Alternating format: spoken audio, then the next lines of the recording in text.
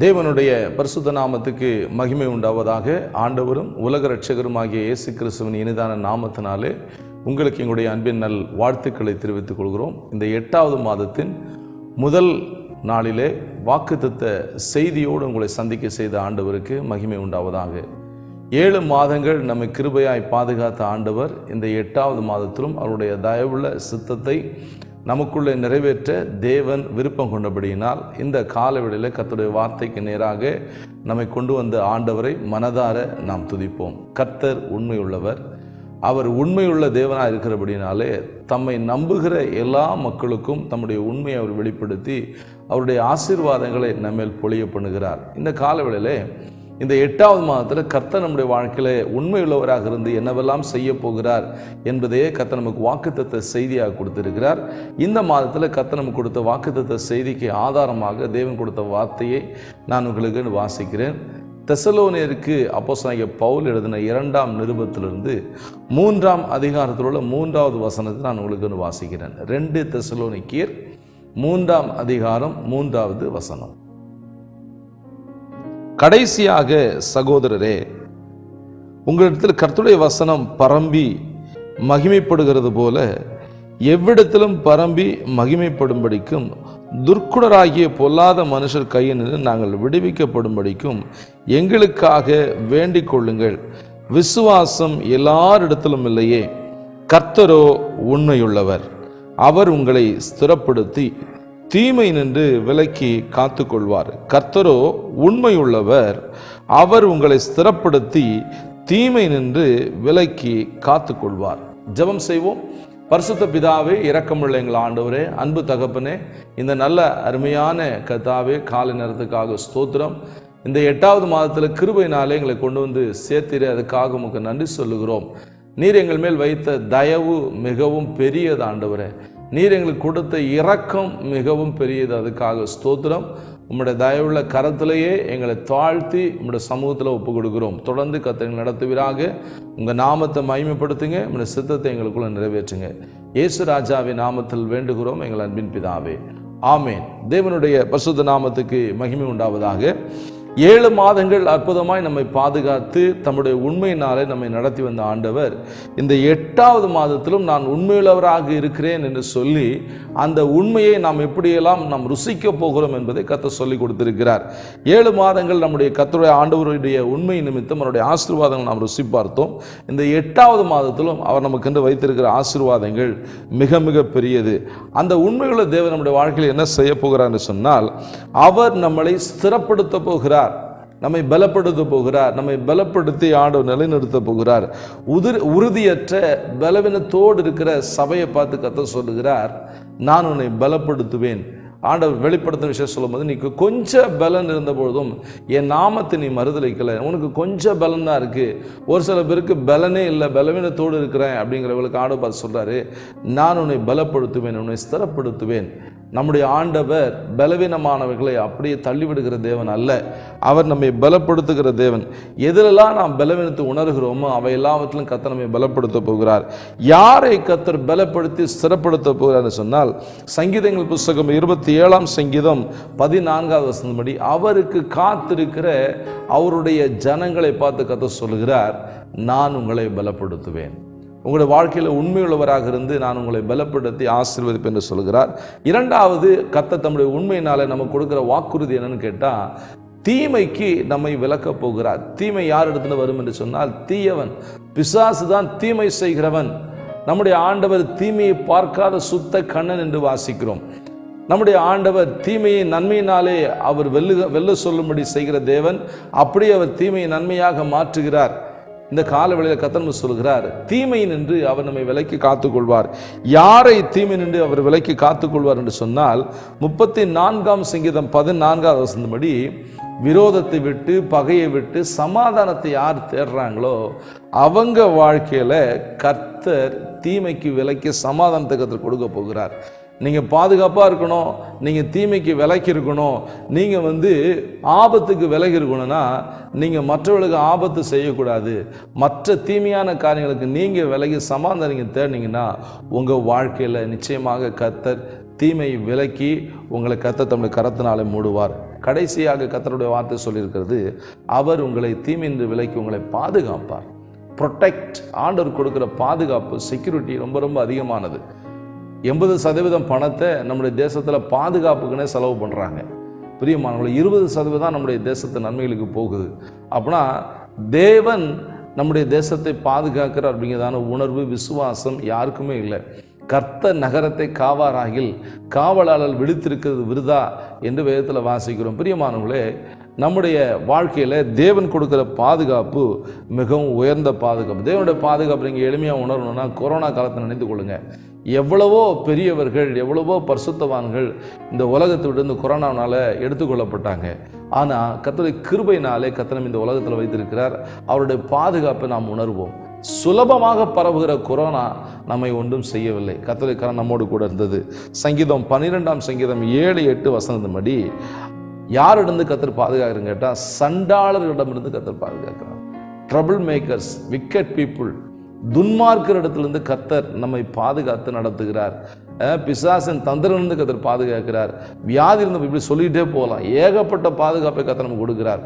அவரை போல தம்முடைய ஜனத்தை பாதுகாக்கிறவர் வேறொருவருமே கிடையாது. தேவன் தம்முடைய சபை மக்களை, தம்முடைய ஆடுகளை, தம்முடைய மந்தைக்குள் இருக்கிற மக்களை, தம்முடைய ஜனங்களை கர்த்தர் பாதுகாக்கிறார். பிரியமானவர்களே, கர்த்தரோ உண்மையுள்ளவர். அவர் நம்மை தீமையை நின்று ரட்சித்து நம்மை பாதுகாக்கிறார், நம்மை சிறப்படுத்துகிறார். எப்படியெல்லாம் இந்த பாதுகாப்பை நாம் அனுபவிக்க போகிறோம், இந்த ஆசீர்வாதம் அனுபவிக்கிறோம் பார்த்தோம். இதையெல்லாம் அனுபவிக்க நாம் என்ன செய்யணும் அப்படிங்கிறத ஆண்டவர்கிட்ட கேட்டப்போ ஆண்டவர் ஒரு சில காரியங்கள் சொன்னார். அதுதான் அந்த நாளில் கர்த்தர் நமக்கு செய்தியாக சொல்ல போகிறார். நாம் வாசித்த இந்த வேத வசனத்தில் நீங்கள் பார்த்தீங்கன்னா, கர்த்தரோ உண்மையுள்ளவர், வேற யாரும் உண்மை இல்லை அப்படிங்கிறத இந்த வசனம் சொல்லுது. கர்த்தர் மட்டும்தான் உண்மையுள்ளவர். நீங்கள் உண்மையுள்ள ஆட்கள் இந்த உலகத்தை தேடி பார்த்தாலும் கண்டுபிடிக்க முடியாது. தேவன் மாத்திரம்தான் உண்மையுள்ளவர். அந்த உண்மையுள்ள ஆண்டவர் தம்முடைய ஜனங்களுக்கு இந்த ஆசீர்வாதத்தெல்லாம் கொடுக்கிறார் அப்படிங்கிறத இந்த வேத பகுதியில் நம்ம அறிந்து கொள்கிறோம். அப்படின்னா இந்த ஆசீர்வாதத்தை பெற்றுக்கொள்ளணும் நாம் என்ன செய்யணும்? அவருடைய ஜனங்களோ உண்மையுள்ளவர்கள் அப்படின்னு நாம் நடந்து கொள்ளணும். அவருடைய ஜனம் எப்படிப்பட்டது?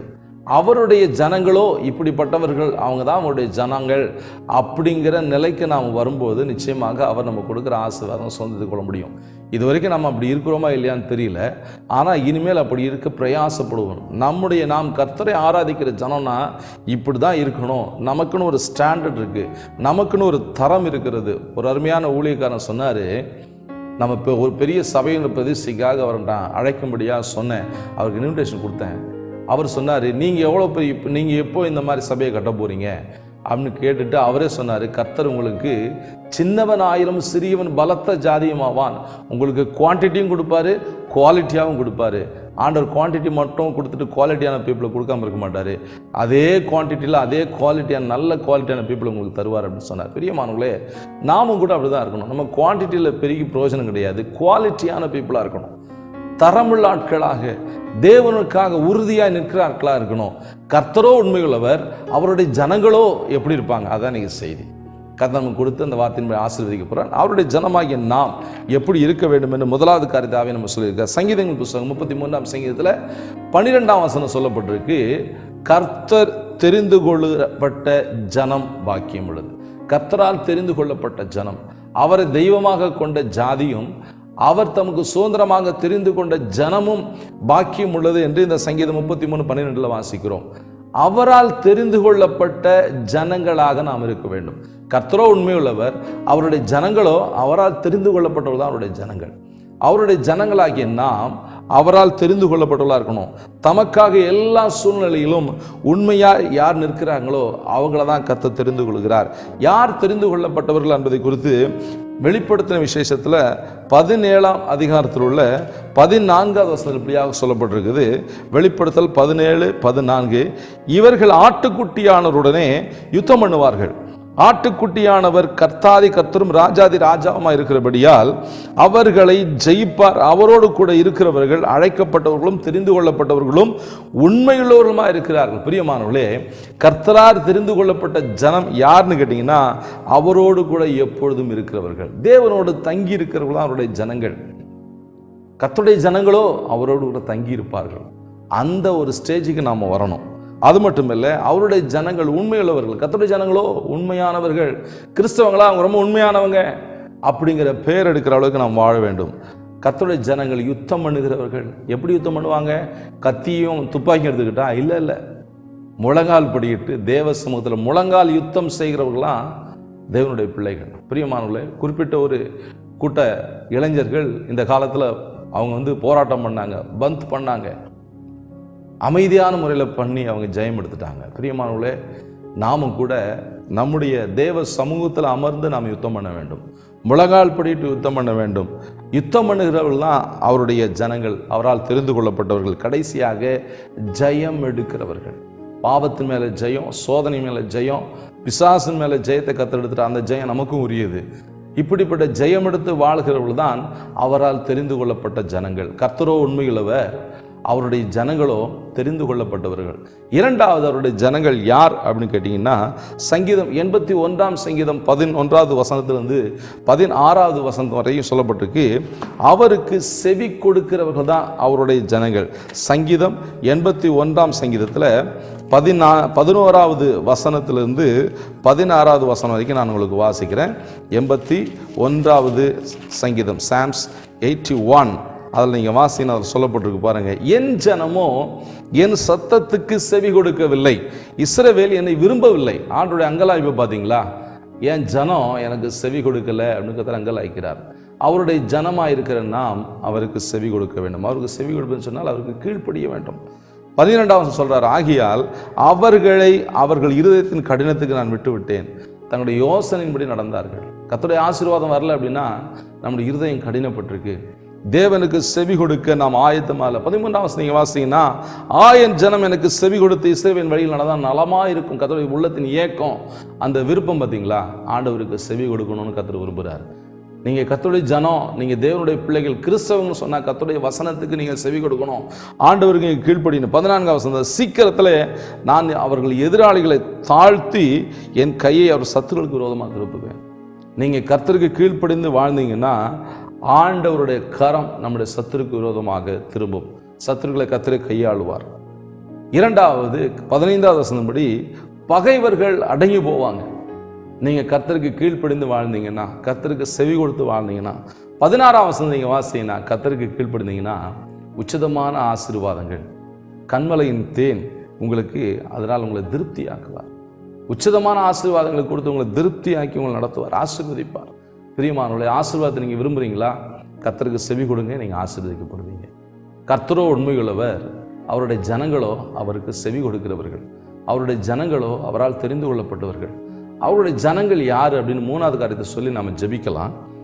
எரேமியா தீர்க்கதரிசியின் புஸ்தகம் 7ஆம் அதிகாரத்தில் உள்ள 23வது வசனத்தை நான் உங்களுக்கு வாசிக்கிறேன். எரேமியா தீர்க்கதரிசி புஸ்தகம் 7ஆம் அதிகாரத்தில் உள்ள 23வது சொல்லப்பட்டிருக்கு, என் வாக்குக்கு செவி கொடுங்கள், அப்பொழுது நான் உங்கள் தேவனாயிருப்பேன், நீங்கள் என் ஜனமாயிருப்பீர்கள். கர்த்தருடைய ஜனங்களோ எப்படிப்பட்டவர்கள் கேட்டீங்கன்னா, கர்த்தரை மட்டும் தெய்வமாக கொண்டிருக்கிறவர்கள். மாதாவும் எனக்கு தெய்வம், பிள்ளையாரும் தெய்வம், சிவனும் தெய்வம், எல்லாம் எனக்கு ஒன்று தான். இயேசுவும் எனக்கு தெய்வம், இயேசுவுக்கு தனி இடம் எனக்கு உண்டு, இயேசுவுக்கும் இருந்த தனி இடம். நான் அப்படி கிடையாது. ஆண்டோட வசனம் சொல்லுது, கர்த்தரை மட்டுமே தெய்வமாக கொண்டிருக்கிறது தான் அவருடைய ஜனங்கள். அவர்களை தான் கர்த்தர் பலப்படுத்துகிறார், ஸ்திரப்படுத்துகிறார், தீமையை ரட்சித்து அவர்களை பாதுகாக்கிறார். எல்லாரும் கர்த்தர் பாதுகாக்க மாட்டார், எல்லாருக்கும் கர்த்தர் ஆசீர்வாதத்தை கொடுத்துட மாட்டார். பைபிள் அப்படி சொல்லலை. நாம நினைத்து கொண்டால் அது நம்மை நாம ஏமாற்றிக் கொள்வதற்கு சமம். பசுத்த வேதாகம் என்ன சொல்லுங்க கேட்டால், என்னுடைய ஜனங்கள் நான் யார் கர்த்தருடைய ஜனம் அப்படின்னு கேட்டிங்கன்னா, கர்த்தரை மட்டும் தெய்வமாக, கர்த்தரையும் தெய்வமாக அல்ல, கர்த்தரை மட்டும் தெய்வமாக யார் கொண்டிருக்காங்களோ அவர்களை கர்த்தர் பாதுகாக்கிறார், பலப்படுத்துகிறார், தீமையை ரட்சிக்கிறார். அவர்களை கர்த்தர் என்ன சொல்றான்னு கேட்டால், அவர்கள் கற்பிக்கும் வழியில் நடக்கிறவங்க தான் அவருடைய ஜனம். யார் அவருடைய ஜனம்? கர்த்தரை மட்டும் தெய்வமாக கொண்டு என்ன செய்வாங்கன்னு கேட்டிங்கன்னா, அவர் நான் உங்களுக்கு கற்பிக்கும் எல்லா வழிகளிலும் நீங்கள் உங்கள் நன்மை உண்டாகும்படி நடவுங்கள். உங்களுக்கு நன்மை உண்டாகணுமா, ஆசீர்வாதம் வேணுமா, நீங்கள் கர்த்தர் கற்பிக்கும் வழியிலே நடக்க பழக வேண்டும். ஒன்று. இரண்டாவது, எரேமியா 24:7 முழு இருதயத்தோடு கர்த்தரை மட்டும் சேவிக்கிறவர்கள். கொஞ்சம் இருதயம் ஆண்டவருக்கு, மீதி இருதயம் வேற ஒருத்தருக்கு. அப்படி கிடையாது. முழு இருதயம், முழு பலன், வாழ்க்கை முழுவதும் கர்த்தருக்காக யார் கொடுக்குறாங்களோ அவர்களை கர்த்தர் பாதுகாக்கிறார். தீமை நின்று கர்த்தர் பாதுகாத்து நடத்துகிறார். அவர்களை பலப்படுத்துகிறார், ஸ்திரப்படுத்துகிறார். கர்த்தருடைய ஜனமோ அவரை மட்டும் நம்பியிருக்கிற ஜனம். மூன்றாவதாக, வசனத்தின்படி வாழ்ந்து கொண்டிருக்கிறவர்கள், வசனத்தையே வாழ்க்கையாக கொண்டிருக்கிறவர்கள் தான் அவருடைய ஜனங்கள். கர்த்தரை மட்டுமே தெய்வமாக கொண்டிருக்கிறவருடைய குவாலிட்டிஸ் 3 குவாலிட்டி. முதல் குவாலிட்டி என்னன்னு கேட்டிங்கன்னா, அவர் கற்பிக்கும் வழியில் நடப்பாங்க. கர்த்தரை மட்டுமே தெய்வமாக கொண்டிருக்கிறவங்க. முழு இருதயத்தோடு கர்த்தரை சேவிப்பாங்க. வசனத்தை மட்டும் வாழ்க்கையாக கொண்டிருப்பார்கள். வசனத்தின்படி வாழ்வாங்க. பிரியமானவர்களே, இந்த வார்த்தைகள் நிச்சயமாக உங்களை ஆசீர்வதிக்கும். நீங்கள் பாதுகாக்கப்படுவீர்கள். தீமை நின்று நீங்கள் விலக்கப்படுவீங்க. நிச்சயமாக கர்த்தருடைய பாதுகாப்பு உங்களை பலப்படுத்தி ஸ்திரப்படுத்துவார், உங்களை கட்டுவார். கர்த்தருடைய ஆசீர்வாதம் தலைமையில் இருக்க உங்களுக்கு ஆட்சேபிக்கிறேன். பரிசுத்த பிதாவே, இரக்கமுள்ள எங்கள் ஆண்டவரே, இந்த நல்ல அருமையான காலை நேரத்துக்காக ஸ்தோத்திரம். இந்த 8வது மாதத்தின் முதல் நாளிலே கர்த்தருடைய வார்த்தையோடு இந்த பிள்ளைகளை சந்திக்க கிருபை கொடுத்தீங்க. 7 மாதங்கள் எங்கள் எல்லாருக்கும் ஜீவனை கிருபையாய் கொடுத்து நடத்துனீங்க.